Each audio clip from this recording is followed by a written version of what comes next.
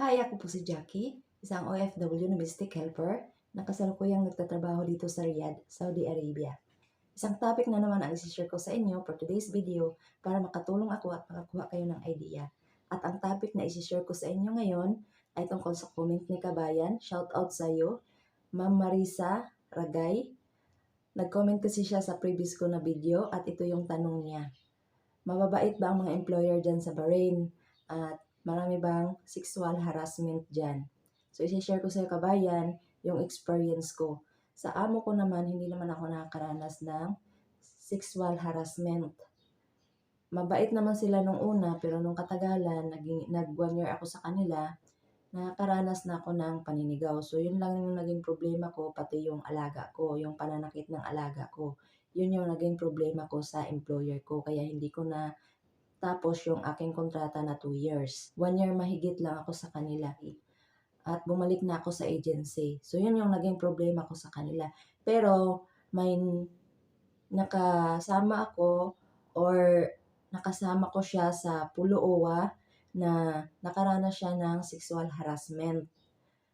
Tumalon siya sa bakod, tumakas siya sa employer niya dahil nakaranas siya ng sexual harassment. So natakot siya kaya nag-run away si Kabayan at pumunta siya sa Pulo-Owa. So nakasama ko siya nung nag-flight kami. Sabay kami nag-flight. So pakipanood niyo na lang yung previous ko na video kung gusto niyo makita or gusto niyo malaman kung sino yung nakasama ko nung nag-flight ako. Pauwi ako sa Pilipinas, galing ako sa Bahrain. So naawa ako kay Kabayan kasi wala siyang pera kasi 3 months pa lang siya. So nung nagsabay kami mag-flight, nung pagdating namin sa airport, wala kasi siyang pasalubong. So binilhan ko rin siya ng chocolate para sa anak niya. Kasi walang-wala talaga siya. Walang-wala siyang pasalubong sa anak niya. Yung cellphone pa niya, pinagawa pa niya dahil nalaglag kasi nung tumalon siya sa pader. Tumakas kasi siya sa employer niya at pumunta siya sa Pulo-Owa. So, paulit-ulit na ako, nasabi ko na yun kanina. So, gusto ko lang i-explain. So, dyan sa Bahrain, paswertihan lang din. May mga amo din dyan na mababait. Mayroon din mga amo na salbahe. Pero wala akong naririnig na maraming inaabuso dyan sa Bahrain. Marami kasing mga OFW dyan. Mga tendera sa mga food truck. Mayroon ding mga nagtatrabaho sa mga hospital, sa mga mall, sa mga palaruan dyan sa Bahrain. Marami akong nakikitang mga Pilipino dyan kasi yung Bahrain kasi is open country kasi siya. May mga ano nga dyan, may mga Pilipina din dyan na nagtatrabaho sa yung ano sa mga restaurant, tapos may mga video okayan, may mga Pilipina din na nagtatrabaho dyan. So nakapunta na ako dyan sa isang lugar dyan sa Bahrain kung saan may video okay na pwede tayong kumanta. Sinama kasi ako ng secretary ng agency nun. So nag-video okay kami at mayroon ding nagtitinda dyan ng mga pagkain ng mga Pinoy. So, kung gusto mo magpa-deliver, pwede rin. So, maganda dyan sa Bahrain. Kaya lang, paswertihan lang sa employer. Kahit saan naman kabayan, kahit dito ka sa Saudi Arabia, sa Kuwait, sa Qatar, sa Bahrain, kahit saang part ng Middle East ka magtatrabaho, mayroon at mayroon talagang mga amo na hindi sila marunong maawa or makaintindi sa mga kasambahay or mga salbahe. Ang pag-abroad kabayan is paswertihan lang. So, yun lang yung sagot ko sa tanong mo kabayan. Sana nakatulong ako at nakakuha kayo ng idea. Na-explain ko ng maayos sa iyo.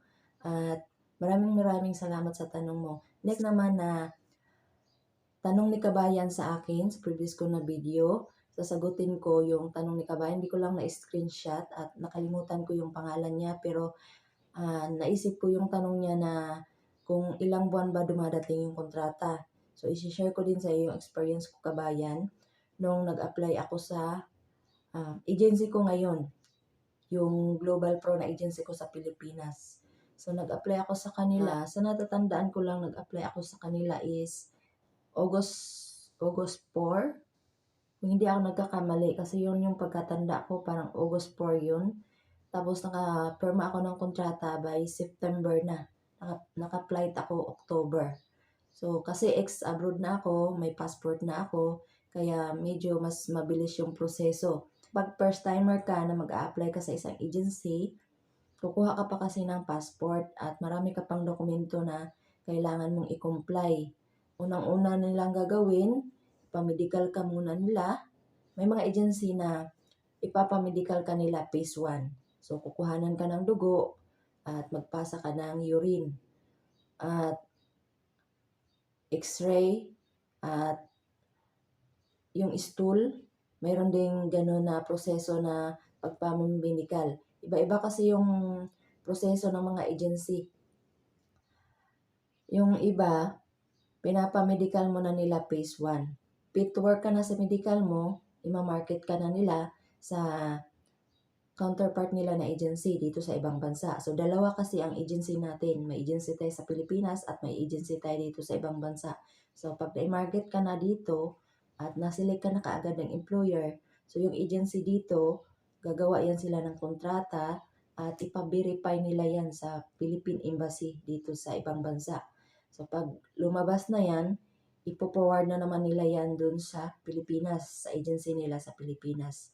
Tatawagan ka na ng staff ng agency na kailangan mo nang mag-report at permahan yung kontrata mo. So sa mga na-experience ko, kadalasan yung kontrata dumadating siya ng mga 1 month mahigit.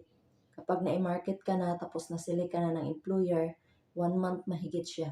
Dumadating sa Pilipinas tapos tatawagan ka ng staff ng agency at papipermahin ka na. Sasabihan ka nila mag-report ka na sa opisina at permahan mo yung kontrata mo. So, yun yung mga na-experience ko. Kapag first time ka kasi na mag-abroad, matatagalan ka kasi kukuha ka pa ng passport. Kasi hindi ka pwedeng ma-medical kung wala kang passport. So, sa passport pa lang, matagal na. Kasi kailangan mong mag-intay ng 2 weeks or 1 month. Kung sabihan ka ng agency na iras mo to, babayaran na lang nila. So, medyo mas mabilis. Pero pag may problema pa sa mga pangalan mo, sa ID mo, wala ka pang mga valid ID, so doon ka rin matatagalan. So, yun yung magpabagal sa isang aplikante na makaalis siya, na hindi siya agad-agad makaalis kasi nga kulang yung mga dokumento, may problema sa pangalan, may problema sa birthday. Yun yung mga problema na karamihan ay na-experience na isang aplikante na mag-a-apply na papunta dito sa ibang bansa. Kasi kukuha ka pa ng passport at kapag may passport ka na, saka ka pa nila ipapa-medical. Kasi kailangan yung photocopy ng passport mo sa medical clinic. Yun yung requirements kasi kapag isa kang aplikante, mag-a-apply ka, magtatrabaho ka sa ibang bansa, yun yung unang-una mong ipasa sa medical clinic. Kailangan nila yung photocopy ng passport, referral, yun yung ipapakita mo, dadalhin mo sa clinic para maiproseso na yung pagme-medical. So, yun yung mga na-experience ko. Kailangan mo lang magpa-medical sa phase 1, tapos ima-market ka nila. Pag fit to work ka na, ima-market ka na nila, tapos mag-aantay ka ng 1 month or mahigit 1 month. Kung masili ka na kaagad ng employer, mas maganda. Mayroong mga aplikante na nakaalis sila within 3 weeks lang, naka-flight na sila. So, paswertihan din kapag na-process ka agad-agad or nirarush ka ng employer mo dito sa ibang bansa, mabilis kang makaalis. Pero kailangan mo lang talagang maghintay sa kontrata, mga 1 month talaga yun. Ipapadala ng agency dito dyan sa Pilipinas, ipo-forward nila yung kontrata. So, 1 month yung intayin mo kabayan. Kapag naman sa first time, kapag mag-a-apply ka sa isang agency, within 3 months, yun yung pinaka matagal or 3 months to 4 months makakaalis na yung isang aplikante. Pero may mga aplikante din na tumatagal sila, umabot sila ng 6 months mahigit kasi nagkakaproblema sila sa medical. Yun yung mga na-experience ko sa mga kasamahan ko sa pag-a-apply ko sa agency. So, yun yung may sagot ko sa tanong mo kabayan. Kailangan lang mag-antay ka kapag na-market ka na, antayin mo lang ng mga 1 buwan mahigit. So kapag tinawagan ka na ng staff ng agency na mag-report ka na at pirmahan mo yung kontrata mo, pepirmahan mo yon tapos dadalhin pa nila yon sa POAA or DMW para naman sa visa stamping. So, yun yung mga proseso na ginagawa ng agency. Mayroon kasing minsan may mga pangyayari din na yung kontrata mo na ilaliman sa sobrang dami kasi ng mga aplikante tapos maraming dumadating na kontrata na ilaliman. So, hindi ka kaagad-agad natatawagan. So, kailangan mo lang talagang maghintay at mag-follow up sa agency. Tatawagan mo lang yung staff ng agency kung kumusta na yung application mo, kung may kontrata na ba, kung ano yung next mong gagawin. Kailangan mo lang makipag-communicate sa agency. Yun lang yung dapat mong gawin kapag mag-a-apply ka. At saka patience lang talaga sa pag-a-apply. Kasi hindi talaga basta-basta. Sa pagpamedical pa lang kabayan, kailangan mo nang magtiyagang pumila at magtiis sa gutom at puyat, pagod. So, yun yung dapat mo talagang isacrifice kapag aplikante ka pa. So, kailangan mag-antay ka lang ng ilang months. Pag napirmahan mo na yon, ipaprocess na yan. Tuloy-tuloy na yan kabayan. Makakaalis ka na kapag walang problema sa phase 2 mo na medical. May vaccine ka na. Pag katapos mong ma-phase 2 medical, susunod na nila yung pagbabaksin sa iyo at pagpipidos, tuloy-tuloy na yung proseso. Ang mahirap lang kapag wala ka pang passport, wala ka pang mga valid ID, wala ka pang mga requirements na kailangan sa agency at saka sa pagkuha mo ng passport.